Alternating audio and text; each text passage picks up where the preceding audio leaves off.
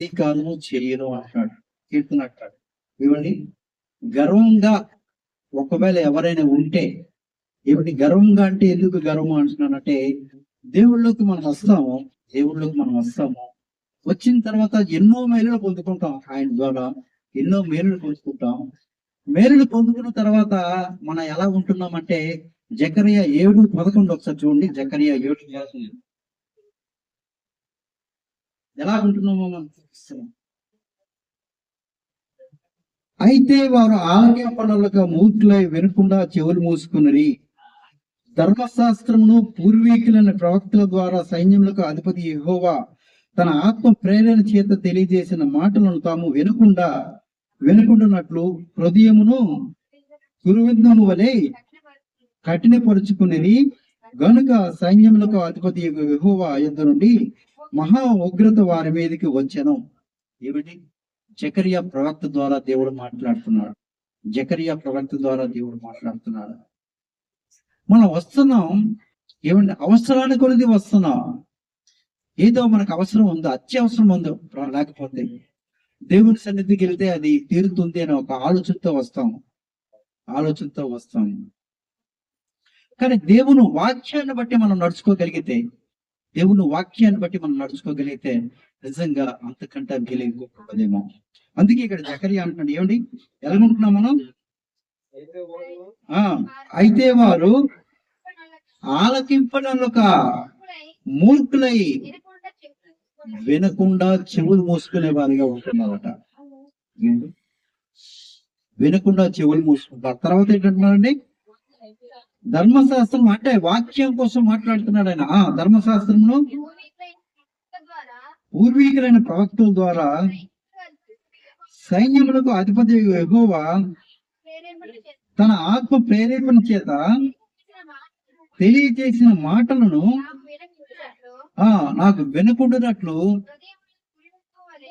హృదయమును కురువిందవలే కఠినపరుచుకుంటున్నారు. ఆ హృదయం మాట వినకుండడానికి ఇష్టపడుతున్నారు. మొఖం తిప్పుకునే వారిగా ఉంటారు. ఎలా ఉంటున్నాం మనం? ఏ రీతిగా మనం ఉంటున్నాం ఒకసారి అర్థం చేసుకోవాలి. చాలా మంది ఏమండి దేవుని మాట అనేసరికి నేను మొన్న కూడా ఒక ప్రేయర్ లో ఒక మాట చెప్పాను. ఏమిటి? మంచి మనిషికి ఒక మాట, మంచి గొడ్డుకి ఒక దెబ్బ కదండి. ఆ మంచి మాట మనం వినేవారిగా ఉంటే దేవుని మాట ఒక వాక్యం మనల్ని మార్చేస్తుంది. ఆ వాక్యమే నన్ను మార్చింది. మీకు చాలాసార్లు చెప్పాను. ఆ వాక్యమే నన్ను మార్చింది. ఏమండి? ఒక పాట, ఆ పాటలో ఉన్న అర్థాన్ని ఎఫ్ఎపిబిలో నేను చేస్తున్న కొత్తలో 2004లో నేను ఈ ఎఫ్ఎపిబికి వచ్చాను. ఎఫ్ఎపిబికి వచ్చిన తర్వాత కొంతమంది పద్ధతులు నాకు నచ్చక దాన్ని విడిచిపెట్టేయాలి అని నా దగ్గర ఉన్న ఆ మ్యాగజైన్స్, తర్వాత రచయిత పుస్తకాలు అన్ని పట్టుకొని 3వ బుధవారం ఆ ప్రేయర్ ఉంటుంది. అక్కడ ఫాస్టింగ్ ప్రేయర్ ఉంటుంది. ఆ ప్రేయర్కి ఇచ్చి నేను సంచిలో పెట్టుకుని చాలా సీరియస్ గా వెళ్ళి మనసులో బస్సులో నేను మాట్లాడుకుంటున్నాను. ఏమండి?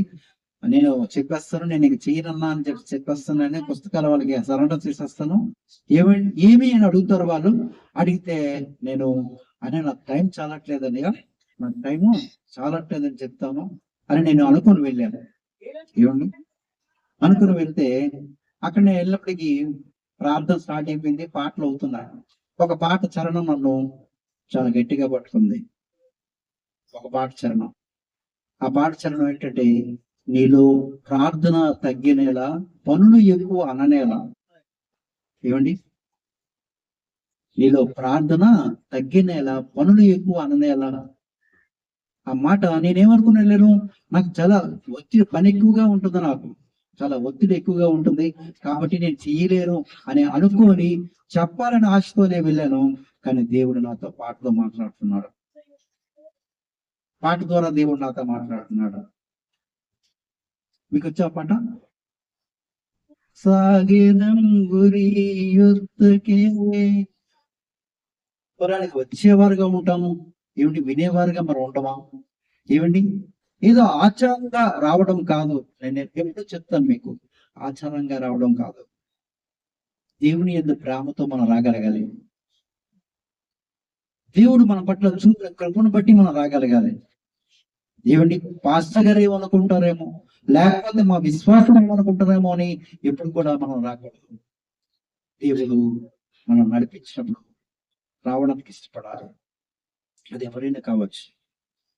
ఏ రీతిగా మనం ఉంటున్నాం ఒకసారి ఆలోచన చేయాలి. మనలో ప్రార్థన తగ్గిపోతుంది. మనం మాట మాటికి పనులు ఎక్కువ అనేసి ఒక సాకు చెప్తున్నామేమో.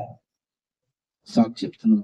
నేను ఏ సంచితో తీసుకెళ్ళినో ఆ సంచితో తిరిగి తీసుకుని రావడం జరిగింది. ఏమండి ఇప్పుడు స్టిల్ కంటిన్యూగా నేను అందులో ఉండడం జరిగింది. హల్లెలూయా. కాబట్టి దేవుడు ఒక పాట ద్వారా మాట్లాడతాడు. ఒక మనిషి యొక్క మాట ద్వారా దేవుడు మాట్లాడతాడు. ఏమంటే ఒక్కొక్కసారి అన్యాలతో కూడా దేవుడు మాట్లాడిస్తాడు. మనం గ్రహించాలని, ఏమని మనం గ్రహించగలగాలి. కాబట్టి ఎలా ఉంటున్నాం మనం? అన్యులు మాట్లాడతారు. నేను చెప్పాను కదా మీకు ఒకసారి, ఏమిటి క్రిస్మస్ రోజు అనేది కాయగూరలు కొనడానికి వెళ్తే ఏమండి ఆవిడ అడిగిన మాట ఏంటంటే, గిరిబాబు ఈరోజు మీ పండుగ కదా, మీరు కాయగూరలు కొంటున్నారు ఏంటి అని అడిగింది. అంటే నన్ను అంతగా అబ్జర్వ్ చేస్తున్నాను అనమాట. నేనైతే అప్పటికి ఎవరికి తెలియదు ఇంకా. కాబట్టి రక్షణ పొందిన మనం ఎలా ఉంటున్నాం? మనం నిర్లక్ష్యం చేస్తున్నాం. రక్షణ పొందిన మనం ఆ రక్షణనే నిర్లక్ష్యం చేస్తున్నామేమో. ఒకసారి ఆలోచన చేయాలి. ఒకసారి ఆలోచన చేయాలి. మన ప్రార్థన ఎలాగుండాలి అంటే 119 కీర్తన 130 వచనం చూడమ్మా. 119, 130. ఈ ప్రార్థన మీరు చేయండి. మేము మారలేదండి అంటే నేను చెవు పోయించుకుంటాను. హల్లెలూయా. 130. నీ వాక్యము వెల్లడకు తోడనే నాకు వెలుగు కలిగను, అది తెలివి లేని వారికి తెలివి కలిగిస్తుందట. ఏమండి రక్షణ నెలగా నిర్లక్ష్యం చేస్తున్నాం. వాక్యాన్ని బట్టి దేవుడు మాట్లాడుతున్నాడు. నీ వాక్యం ఎలాగుంటుందండి? వెలుగుని కలిగించేదిగా ఉంటుంది. ఏమండి ఈ బల్బుని కనిపెట్టిన ఆయన ఎవరో మీకు తెలుసా? బల్బుని కనిపెట్టిన ఆయన ఎవరో తెలుసా? Thomas Alva Edison. ఆయన్ని పట్టుకున్న మాట అంటే యోహాను సువార్తలో మాట ఆయన్ని పట్టుకుంది. ఏమిటి?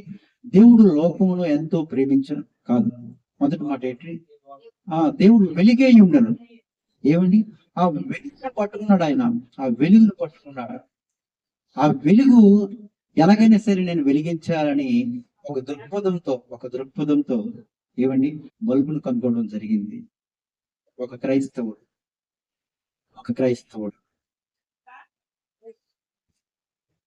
మనం ఎలా ఉంటున్నాం? వాక్యాన్ని మనం వినేవారుగా ఉండలేకపోతున్నామేమో.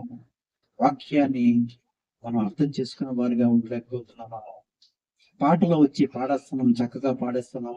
దానిలో ఉన్నటువంటి భావాన్ని మనం పొందుకోలేకపోతున్నామేమో. ఒకసారి ఆలోచన చేయండి. ఎలాగుంటున్నాం మనం? ఏమిటి మనం ఎలా ఉంటున్నాం? తర్వాత చూడమ్మా